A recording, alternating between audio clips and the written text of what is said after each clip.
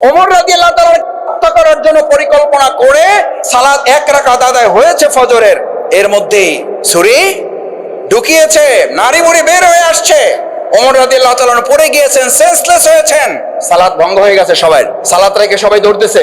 ভালো করে বুঝেন, ভালো করে বুঝেন মুসলিম কেরাম, এটা সালাতের শিক্ষা।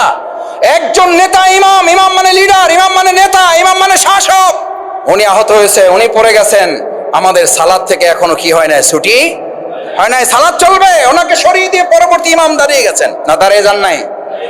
এই জন্য ইসলামে ব্যক্তি গুরুত্বপূর্ণ না, ইসলামে আদর্শটা গুরুত্বপূর্ণ। আমাদেরকে বলা হয় অমুককে শেষ করে দেওয়া হবে, ব্যক্তিকে শেষ করে দেওয়া হবে, ইসলামের আদর্শকে কেউ শেষ করতে পারবে না। ওমরকে সরাই কি নামাজ শেষ করা গেছে? ওমর সেন্সলেস হয়ে পড়ে গেছে, পিছন থেকে একজন এসে নামাজে দাঁড়িয়ে গেছে, নামাজ শেষ হয়েছে। ওমর রাদিয়াল্লাহু তাআলাকে বাড়িতে নেওয়া হয়েছে, গামছা বেঁধে তার পেটের নাড়ি বুড়িটা কোন রকম আটকে রাখা হয়েছে।